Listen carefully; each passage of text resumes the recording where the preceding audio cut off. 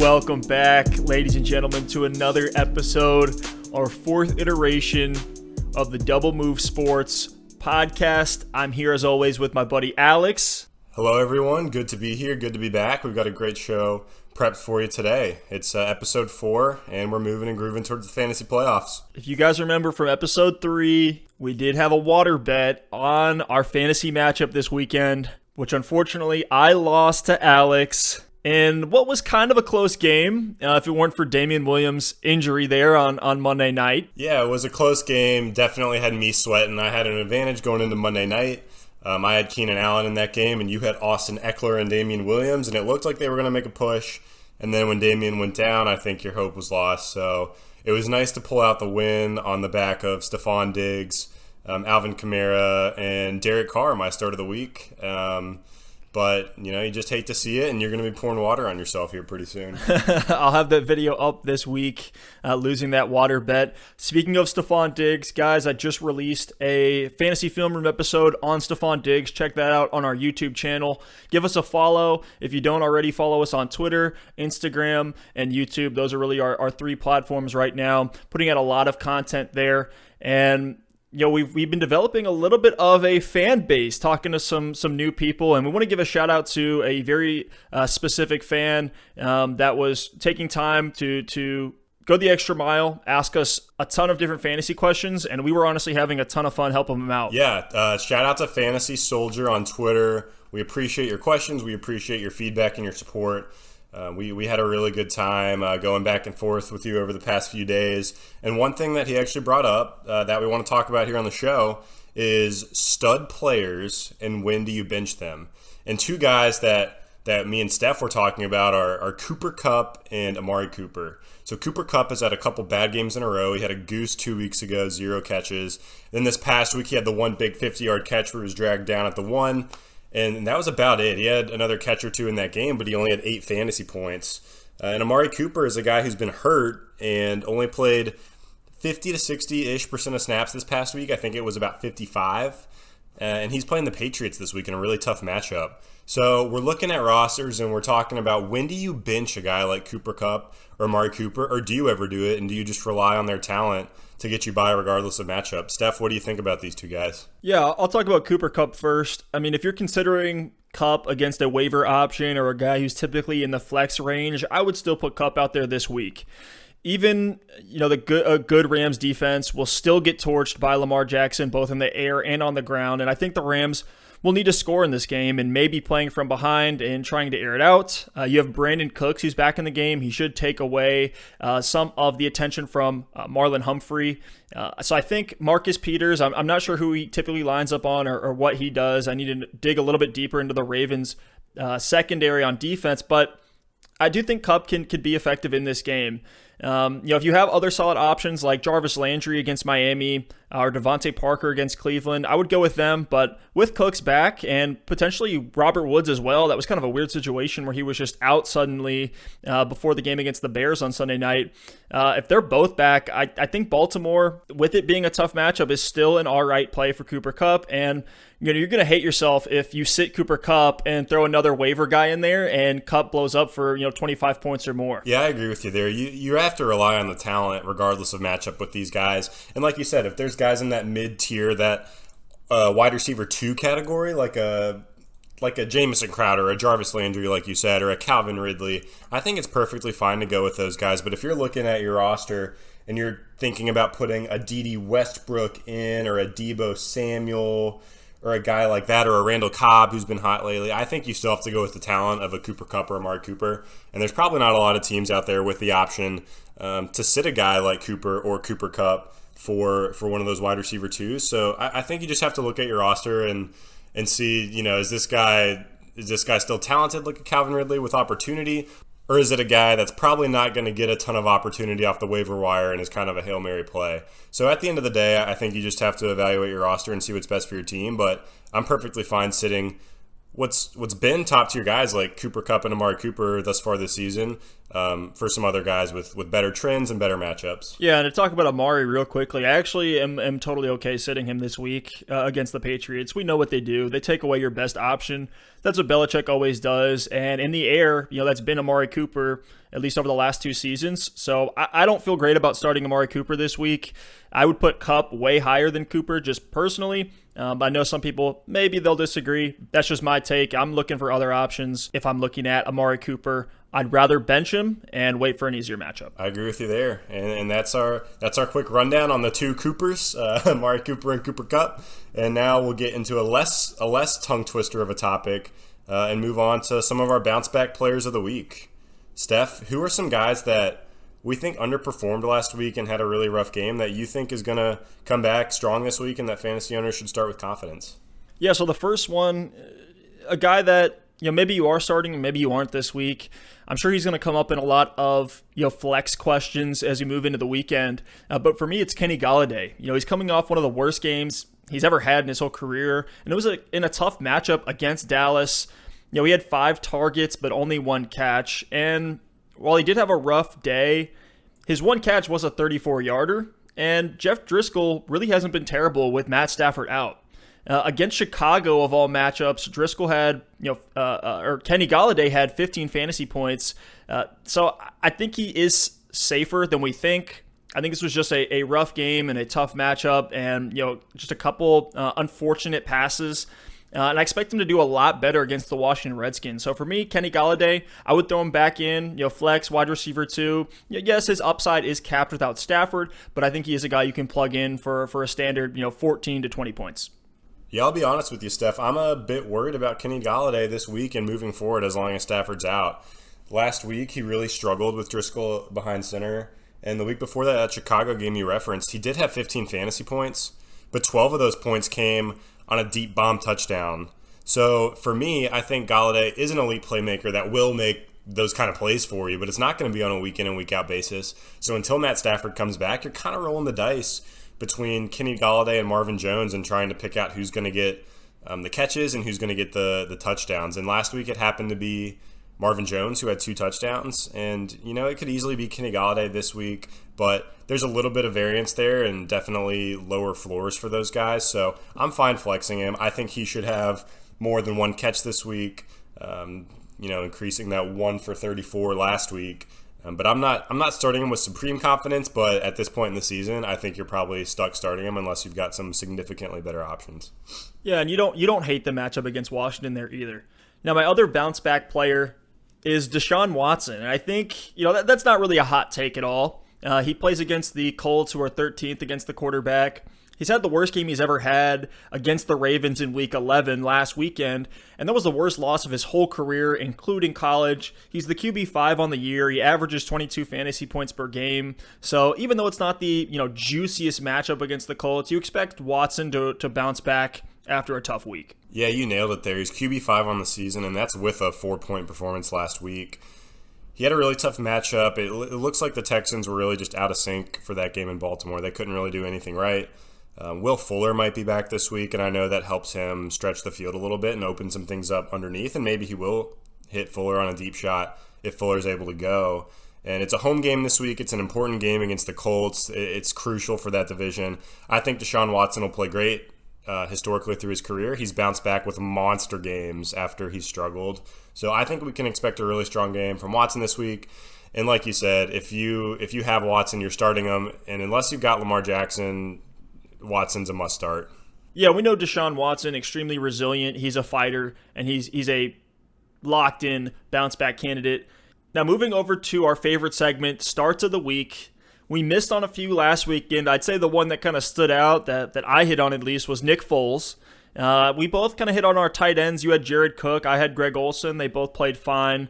But elsewhere, across the board, not feeling great. So what we're going to do, guys, is kind of change some of the formatting that we're going to bring to these starts of the week. So here, these are more of our guys that you're probably on the edge, but should be locked and loaded starters this week. And we're going to have another segment later on where we're going to really call our shots. And we're going to call that segment Deep Shots of the Week. So let's go into our starts of the week. We'll go quarterback, running back, wide receiver, tight end.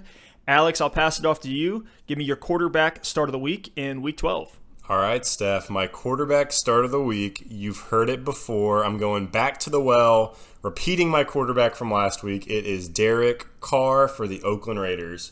Last week he was my start of the week, and he ended up as QB 11, which you're pretty happy with, a QB 1. He had 19.8 fantasy points, which is fantastic as a streamer. And this week he faces the New York Jets, whose defense has not been great against quarterbacks this season, especially of late. They're 22nd, giving up 18.7 fantasy points a game to the quarterback position. And over the last 4 games, the New York Jets have faced off against Gardner Minshew, Ryan Fitzpatrick, Daniel Jones, and Dwayne Haskins. Wow. So not necessarily the most elite group of quarterbacks. And over the past 4 games to those guys, they're giving up 23.7 fantasy points a game. So everyone's been able to dismantle the Jets this year. Derek Carr's been great. He's got a 72% completion percentage, which is second in the league. His passer rating is 105, which is sixth in the league.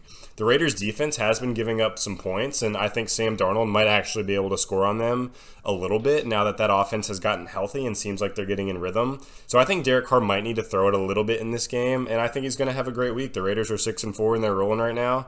So if you started Derek Carr last week, hold on to him and roll him out there again. Absolutely, rolling with those playoff-bound Raiders. Your Gruden grinders there, Alex. For my QB start of the week, I'm taking the homer pick. I'm throwing Baker Mayfield out there. I love Baker this week. He's against the Miami Dolphins at home, and Miami is the 28th ranked defense against quarterbacks. Their defense just gave up 3 touchdowns to Josh Allen. And Baker's really been settling in as of late. He hasn't thrown a pick in 3 games. His last one was against New England after their bye.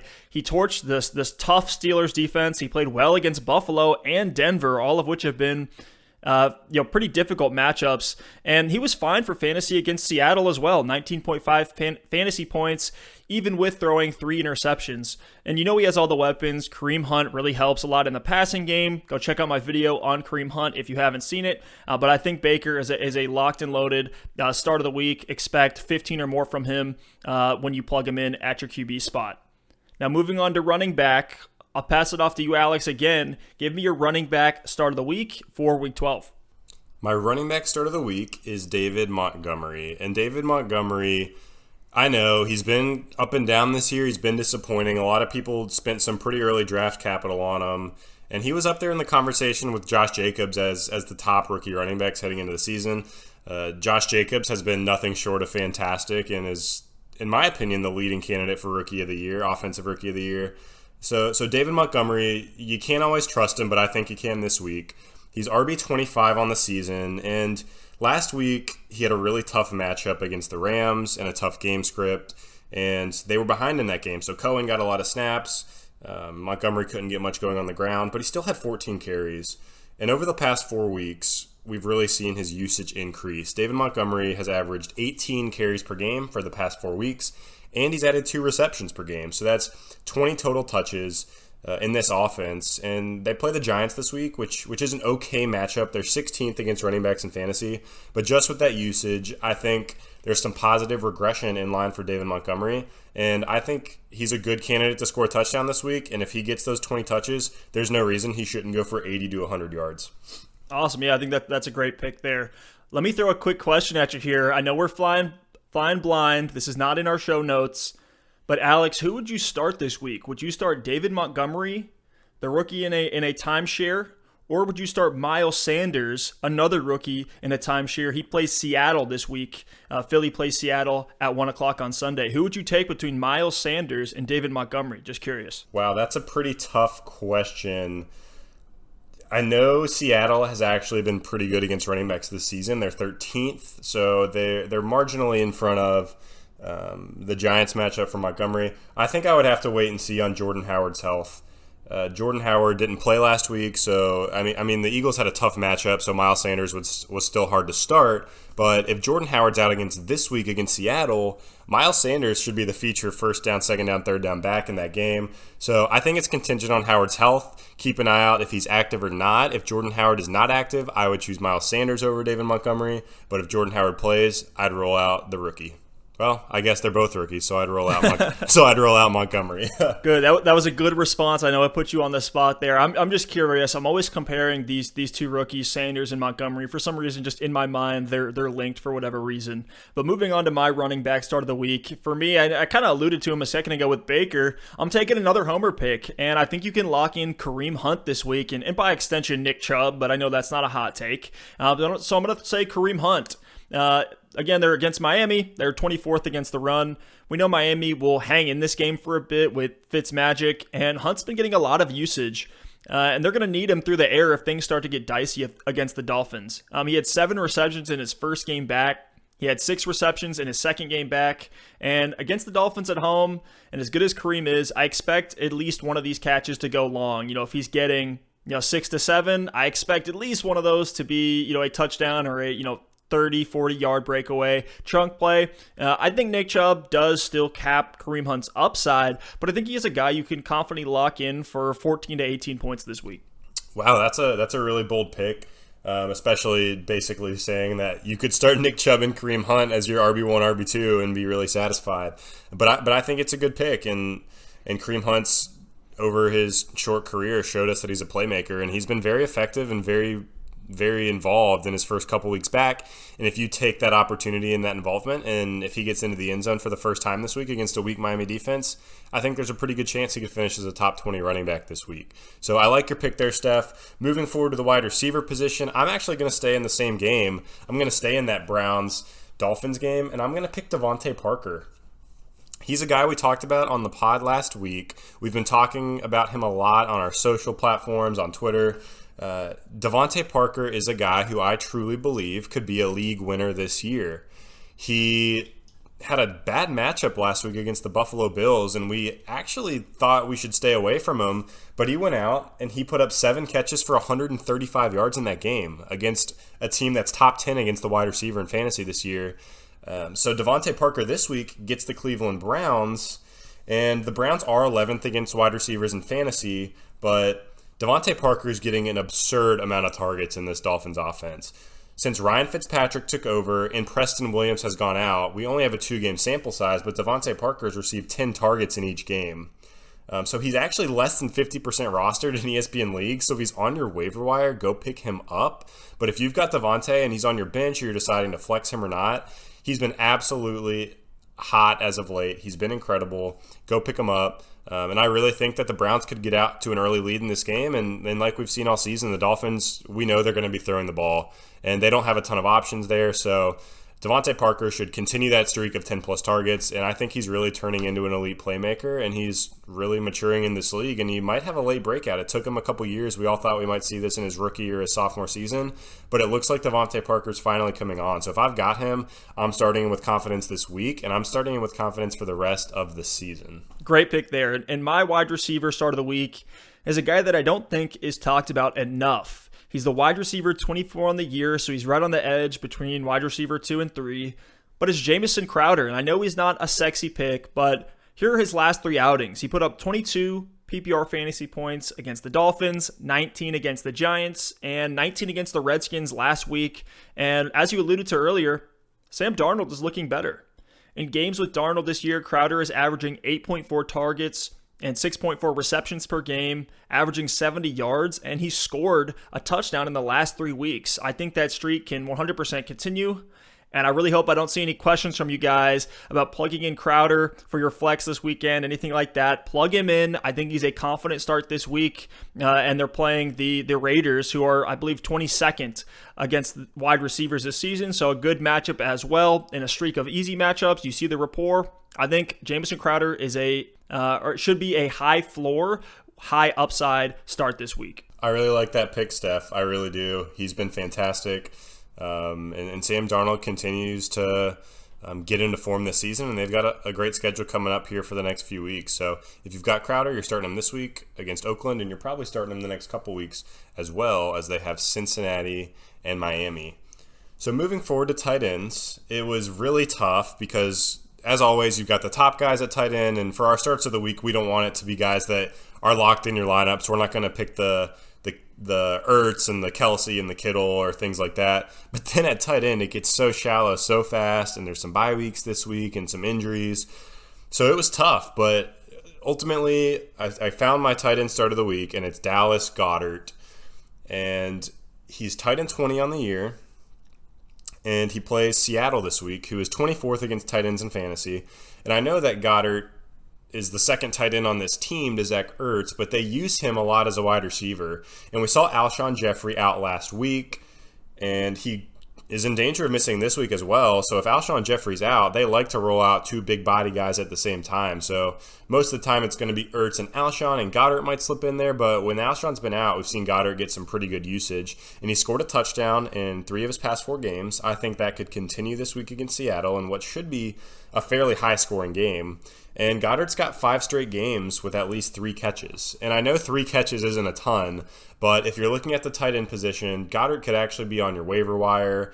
And if you've got a guy who you can lock in and feel confident he's going to get 3 catches and has a pretty good chance of scoring a touchdown, that's really all you're looking for if you've been playing this tight end roulette game every week. So Dallas Goedert, lock him in, tight end start of the week. Yeah, and a game against the MVP caliber Russell Wilson and the Seahawks is going to be one with scoring potential on both sides of the ball. I think the Eagles are going to air it out. I think Dallas Goedert is a great pick.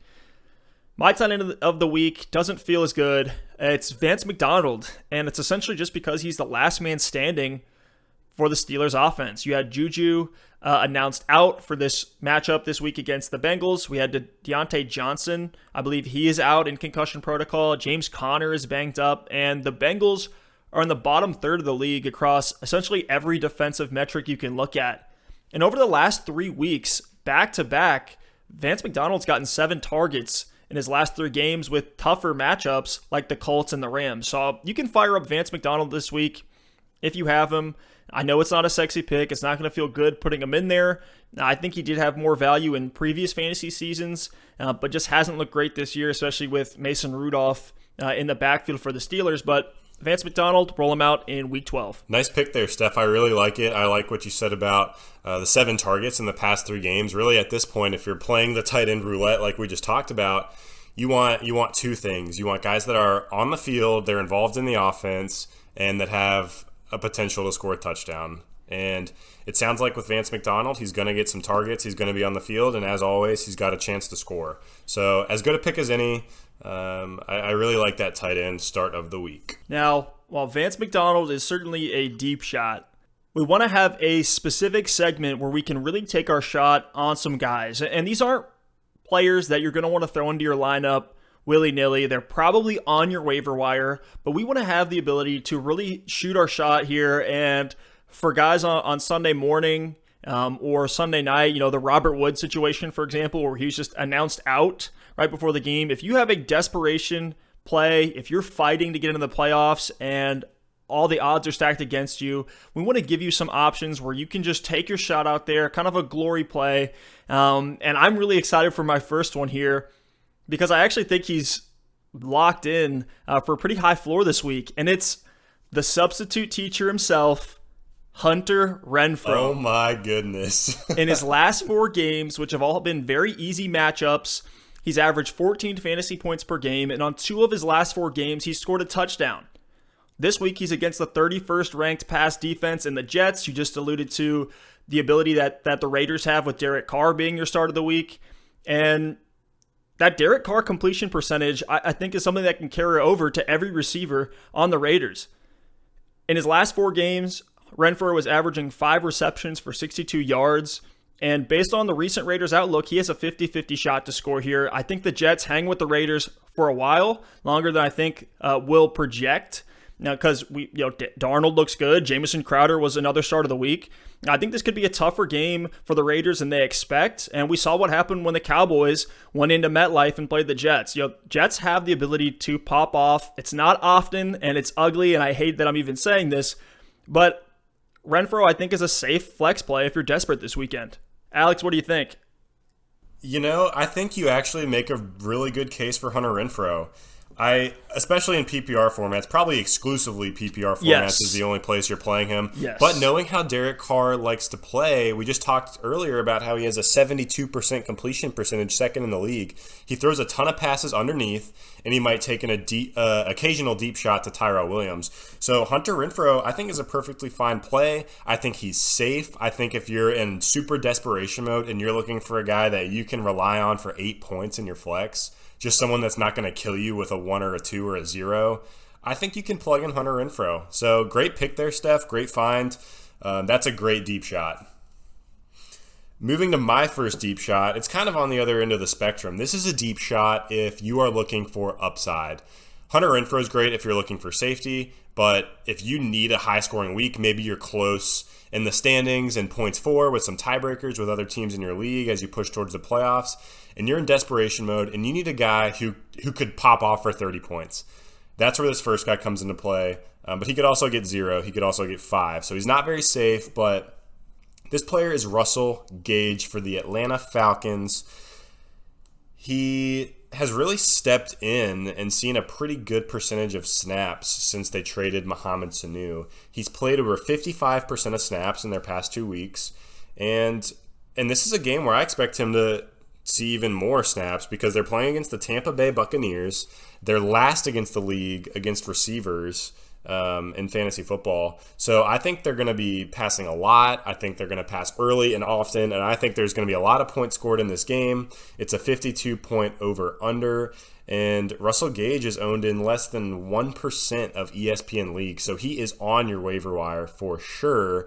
And he's seen 4.5 targets in those past 2 weeks as well, so I think there's a chance that if he's efficient with his targets and he could break loose, there's a really good potential for Russell Gage to maybe have an anomaly of a game and find the end zone this week and maybe be super involved if the Buccaneers focus on shutting down Julio Jones and Calvin Ridley. With no Sanu, no Austin Hooper due to injury, and then no Devontae Freeman, I think the Falcons are looking for offensive production anywhere they can get it, and I think Russell Gage could continue to step into that wide receiver 3 role and have a meaningful game this week in a great matchup. I think that's a great high upside pick. We saw what Calvin Ridley had, one of the best games of his career. I think he was the wide receiver 1 or 2 at the end of week 11, so we could definitely see that go the other way towards some of those touches with Russell Gage. My second deep shot here is kind of reliant on a few injuries, a few guys being out, and that pick is Nelson Agholor. We've seen him have monster games when Carson Wentz relies on him. You can see sometimes when those two guys are just meshing very early in the game, you see many targets his way. Philly's going to need to air it out to keep up with Seattle, like we said, and Seattle's the 20th ranked passing defense. Jordan Howard might play, but he's banged up. Alshon Jeffrey practiced today in individual drills. Not sure if he's going to play. So if those two guys are out, if Alshon is out, I think Agholor will be the number 2 behind Ertz with major scoring potential, and I wouldn't be surprised to see him go for 5 for 50 and a touchdown. So I know it's not a sexy pick again by any means, but Nelson Agholor, if Alshon Jeffrey's out, if you need to plug him in, I think he'll be fine this week. I really like that pick, Steph, and we've seen it from Agholor before. Earlier this season, he had a game for 8 catches, 107 yards, and a touchdown. He followed that up the next week with 8 catches for 50 yards and 2 touchdowns. That's 24 and then 23 fantasy points, and that was when we saw a lot of other injuries to that Eagles receiving core and good matchups. So like you said, if Alshon Jeffrey misses, we know Deshaun Jackson is on IR. I think that's a really sneaky play. I will say you need to keep an eye on Agholor himself. He did not practice today due to an injury that he came out of that Patriots game with. So I think you're needing to keep an eye not only on Alshon Jeffrey and his status, but keep an eye on Agholor as well to make sure he's in this week. But if Agholor plays and Alshon Jeffrey doesn't, I think that's a great pick. So for my second deep shot, I'm going to go with a guy who we all know and love. Well, we might not love him, but we know him. He's been in and out of the news over the past several seasons. It seems like every year there's some drama with this guy and there's something new. We know he has elite talent, but we haven't really seen him tap into that talent and that opportunity since 2013 or 2014, and it's Josh Gordon. He recently was picked up by the Seattle Seahawks. They claimed him on waivers after the Patriots cut him off IR, and in his first game in Seattle, he only had 2 catches on 2 targets. but he really didn't play a lot of snaps, and that's customary when you get a guy who hasn't been on the team for a long time. A lot of times you don't play a lot of snaps, you're learning the offense, you're learning the playbook, but it's interesting, when we did see those 2 catches from Josh Gordon, he looked great. It looked like he had a rapport with Russell Wilson, and it was late in the game. One was on a key drive in the 4th quarter, and then another was in overtime. So they obviously trust Josh Gordon to be a playmaker, and I think coming off of their bye week, as is, he should see more snaps and more targets this week. But Tyler Lockett is also banged up and was actually in the hospital after their last game. So if Tyler Lockett misses this game, I think Josh Gordon's a must start. I have Josh Gordon on my bench in our fantasy league, and I'm kind of waiting and seeing. They got a great matchup against the Eagles. They're 23rd against fantasy wide receivers. And if Tyler Lockett misses this game, Russell Wilson's going to be throwing the ball a lot, and it's going to be going to DK Metcalf and to Josh Gordon. So if Tyler Lockett misses, I think you definitely plug Josh Gordon in. As is, if Tyler Lockett does play, I think, I would probably take some of the other guys we've talked about, like Renfrow or Russell Gage, over Josh Gordon. But keep an eye on the injury report, see what happens with Tyler Lockett, because if he's out, I think Josh Gordon is a really sneaky start this week. Yeah, that's a great deep shot there, and I think Russell Wilson will need large targets. We love seeing him throw to Will Dissly and him really be effective in fantasy. When they get down to the red zone and to the end zone, I think that's when Josh Gordon is going to see the most value. I could 100% see him scoring at least 1 touchdown this weekend. Now, I want to move over to a new segment for you guys where we can really talk about players in buckets, maybe not so much individual breakdowns, but a game this week in Week 12 where we're going to find the most fantasy value. So we can talk about multiple players, talk about the matchup itself, and we'll each kind of go through on both sides of the ball a certain game that we like, and then kind of break it down from there in terms of the players. Alex, give us your game with the most fantasy value in Week 12. Well, this one for me is easy. It's 2 of the teams that have really bad pass defenses going head-to-head, and it's the Buccaneers against the Falcons. Atlanta is actually a 4.5-point favorite in this game. After their bye week, they've come out incredibly strong with 2 dominating performances. But this one's a 52-point over-under, incredibly high, the highest over-under of the week. And there is just talent loaded on both sides of the ball. And I think if your whole fantasy roster was in this game, you actually would probably pull out the win this week. You've got Jameis Winston and Matt Ryan at quarterback. You're starting both of those guys. At the running back position, Brian Hill had a really disappointing game last week. He was actually my start of the week, and that was due to his usage. And he ended up getting 15 carries and 16 total touches, but he just didn't do a lot with it. So I think this week, the Buccaneers' rush defense has actually been pretty good. So Hill is probably a borderline flex this week. It depends on your options. I think Ronald Jones is flexible from the Tampa Bay side. I think he'll bounce back. If you have Mike Evans or if you have Chris Godwin, they're auto starts at this point. Julio Jones is an auto start for the Falcons. I think Calvin Ridley has earned his way to auto start status, especially in this matchup and especially with the volume that he's been seeing.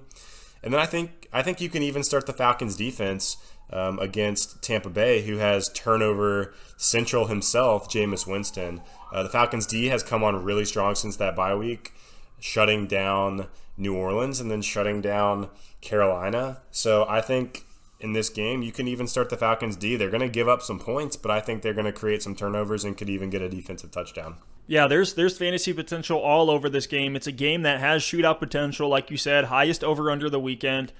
And one guy I really think that I want to take some time to break down here because I think he's an extremely safe pick. I've seen some questions on him actually on Twitter and on Reddit over the last week, which is Matt Ryan.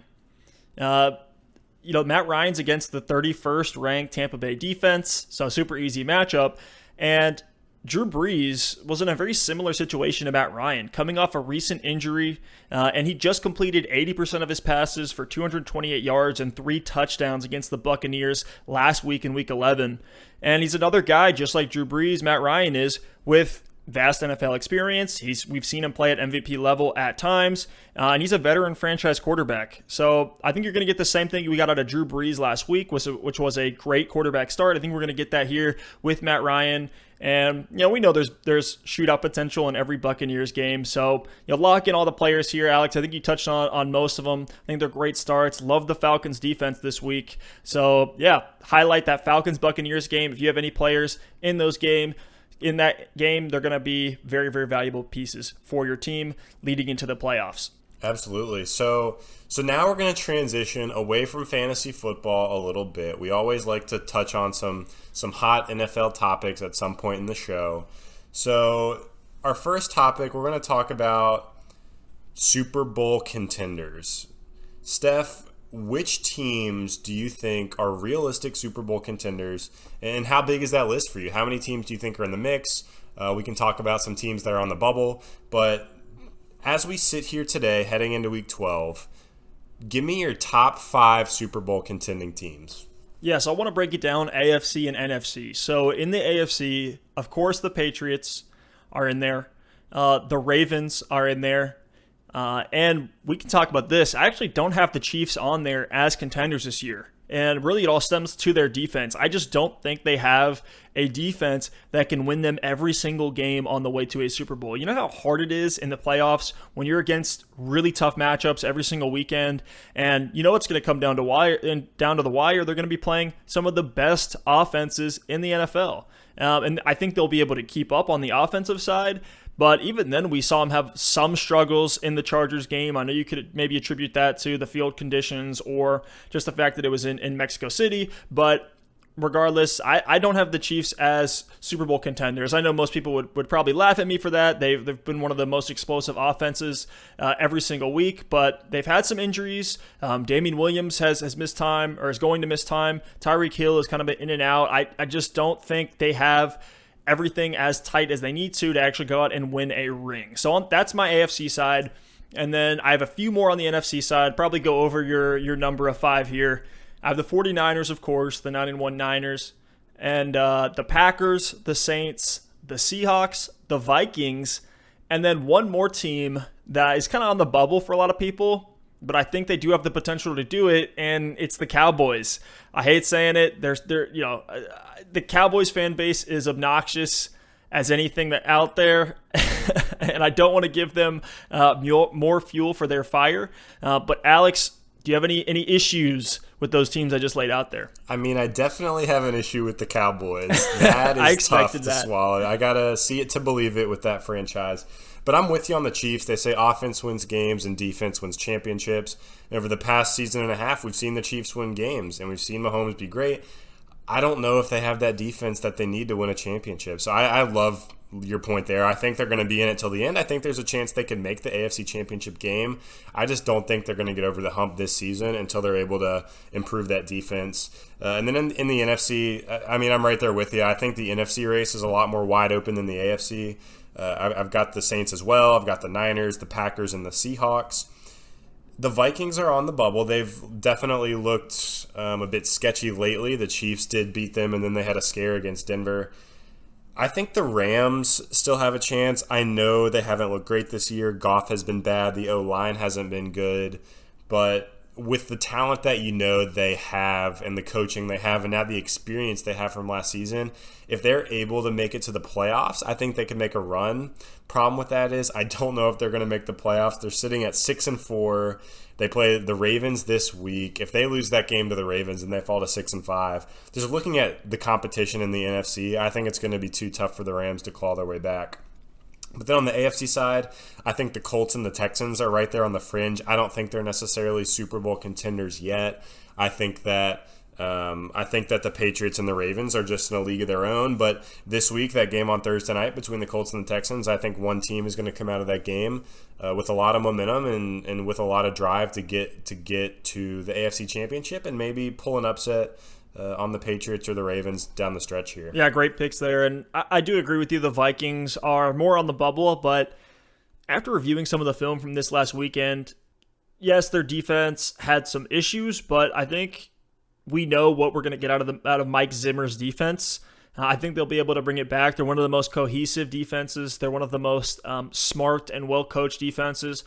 So I think we know their peak levels. If they can get back to that and stay there consistently this season, which they really haven't been able to do a ton, I think the Vikings could be a contender. And then we saw them make a huge comeback. It was a historical comeback. I don't know the specific numbers, but it was one for the books when they were down. I believe it was like 27-3 or 20-3 to the Denver Broncos, which would have been a very scary upset for them. But the way they turned that on in the fourth quarter, when you see them playing at their peak, when they have Adam Thielen back, I think that offense is going to be even better. And they still were able to get a win in a game they probably should have lost. So Vikings are on the bubble, but I have them in. I could conceivably see them winning a championship this year. Alex, do you have anything to add? Just one thing quickly to your Vikings point. I think that's a great take, actually. And you kind of have to have some of these games during the season that make you really pull it together and win those tough ones. Because in the playoffs, like you said about the Chiefs, there's going to be teams that are going to hit you in the mouth. And if you don't have the talent and the ability and the coaching on offense and defense, you can't come back in a game. It takes offense, defense, special teams, all three facets of the game to pull off a comeback like that. The Vikings, we know what they can do running the ball, one of the best in the league. Kirk Cousins has been much improved as a passer this season. He's a guy who got a ton of criticism last year, and this year he's kind of silenced all the haters. And, Thielen coming back is just going to open up that offense even more. So I don't mind it. I think the Vikings could make a run. They're definitely sitting in a pretty good position here as we go down the stretch, but remains to be seen. So it's going to be really good to see how this season plays out, Steph. A lot of tight races in a lot of divisions. Yeah, it's going to be a really exciting playoffs this year. I'm extremely excited. I think this one is one of the more kind of open-ended. We could see a lot of different teams taking it this year compared to recent years. And with all that being said, I'm sure the Patriots will probably end up winning. So moving on to games to look forward to in Week 12, the one at the top of my mind and the top of everyone's mind, really the game of the week, no question, is the 8-2 Packers against the 9-1 San Francisco 49ers. The Niners are 3-point favorites at home. This game is a 47.5 point over-under. The Packers are coming off their bye week, and I'm sure they've been sitting back and been watching the Niners closely. And we've seen the Niners be a little bit shaky. They've had some woes against the Seahawks, against the Cardinals. It looked sketchy at times. And we know the offense can reach the peaks that we've seen from Kyler and Russell Wilson on the Packers side of the ball with Rodgers. We did mention that the Niners, after having 2 out of 3 games against the Arizona Cardinals, had a really tough stretch. So obviously the Seahawks were sandwiched in there and they lost that game. They get the Packers this week, but they're going to be really tested for the rest of the season. And they've continued to show out. The Seahawks game was a very competitive game, and I think this is going to be a really, really good test. And it's crazy to think that if the Niners, with how good they've been this season, lose this week, and if the Niners lose this week, and I guess the Packers, if they win this week, and the Seahawks, if they win this week, the Niners actually would be out of a first-round bye in the NFC, which is crazy. Just the top of that conference is so tight with the Saints at 8-2, the Packers at 8-2, the Seahawks at 8-2, and the Niners at 9-1. So with how dominant they've been, there's really no margin for error because we know how important home field is in the playoffs, and that first-round bye is obviously nice as well. I expect the Packers to come out of their bye and win this game, and I think the Niners are going to struggle against the Packers defense that will be ready to roll. Kittle's banged up on the 49er side, and Emmanuel Sanders is banged up as well. So I just don't know that they're going to have the weapons to take down the Packers. Interesting. I'll go against you here. I have the Niners winning this one. It's at home for them, and their ground game is just too dominant, even with the injuries.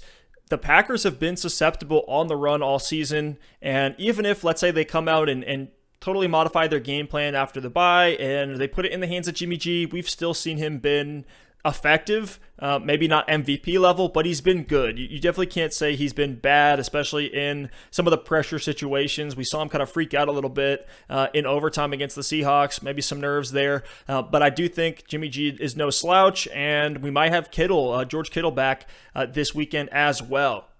So another game I want to talk about is the Colts versus the Texans on Thursday night.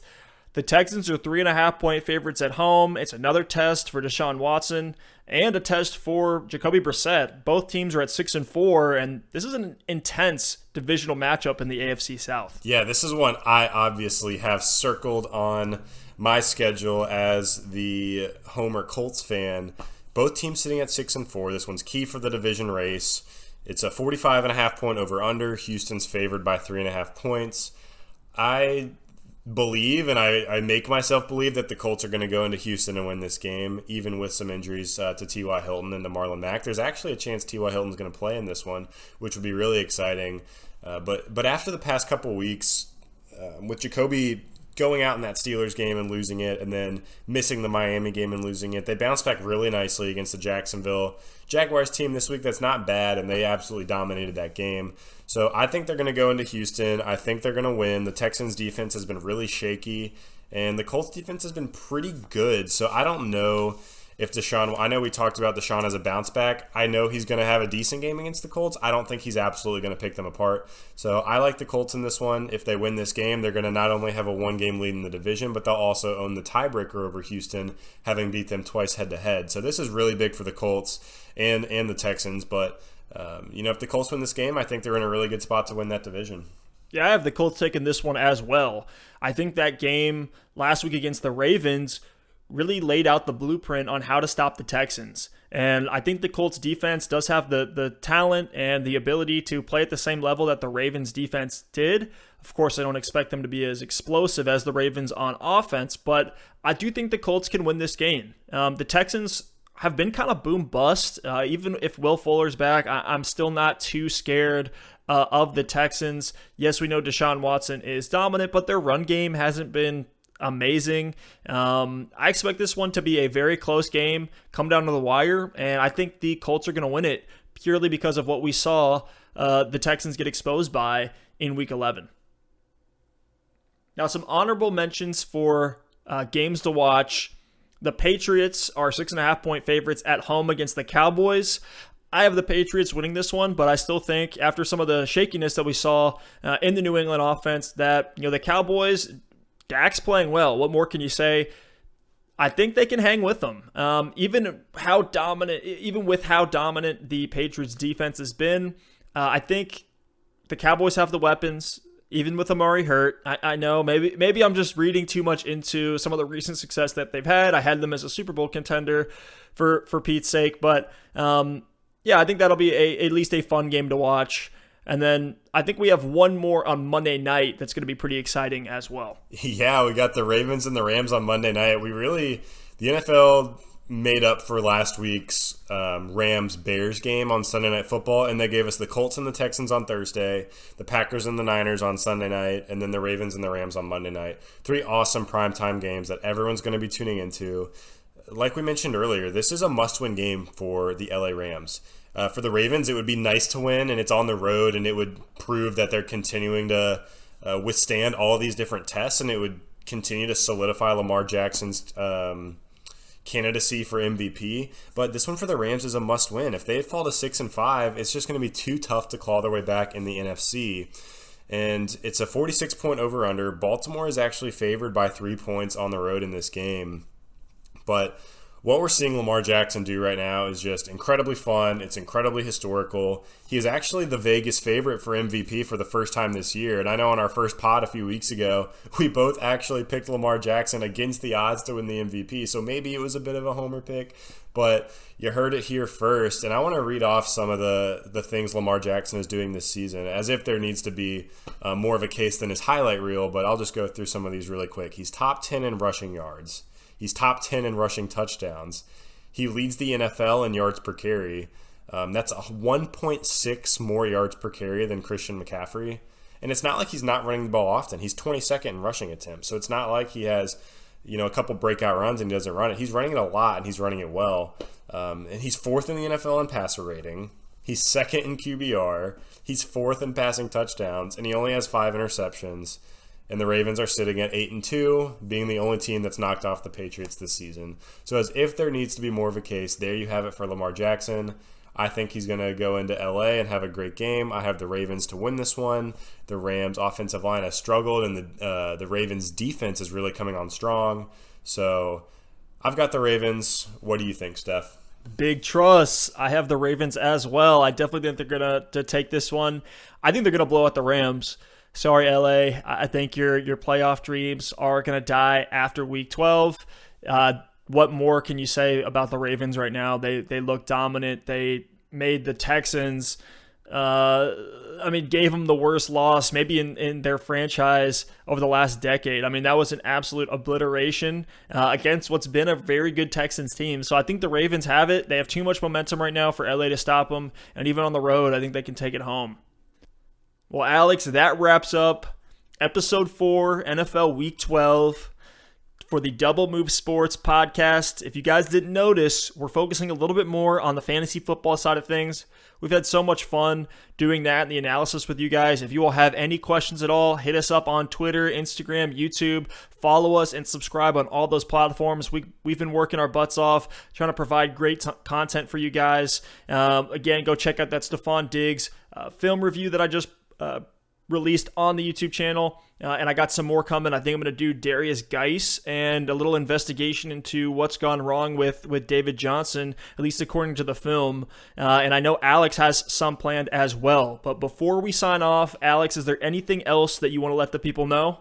Yeah, one more quick thing. We did a pretty cool segment this past week where we get on Twitter every Saturday and Sunday morning to answer some questions and to hop into some streams and just provide our input on there. So this week we actually went through some of our tweets from Sunday morning after the games had concluded, and it was kind of just a little spot check. Where were we right? Where were we wrong? We wanted to see how we graded out. So check it out if you haven't. It's pretty cool, and it's some good transparency for us. And as guys talking fantasy, no one can see the future. We're not going to be right 100% of the time, but we did a pretty good job this week, and if our mark is if we can hit 60 or 70% correct every week, then we're doing a pretty good job. So this week, some of our hits, we actually recommended Debo to a lot of people. We recommended Stefon Diggs a lot, even in a tough matchup, and we were big on Calvin Ridley as well. Some of our misses, we leaned away from John Brown in a couple places, which is the one that really stands out, but it was fun to do. It's fun to go back and kind of see how you checked out and see how we're engaging with the community. So check out that video if you haven't, and throughout the rest of the week and throughout the weekend, feel free to ask us questions at Double Move Sports on Twitter. Yeah, it's very rare that you see fantasy analysts actually go back and grade out their previous week's advice. We want to do that here. We want to be held accountable because we work hard to learn all these stats, identify these trends, and every single week we're keeping up with the NFL, watching as many games as we can, and we're fantasy players ourselves in some pretty intense leagues, so we think we know enough at least to help you guys moving forward. Hopefully we get a bunch of championships and playoff berths this weekend specifically. I'm so pumped up for Week 12. Thank you all so much for listening. Really appreciate it, and we'll see you next time.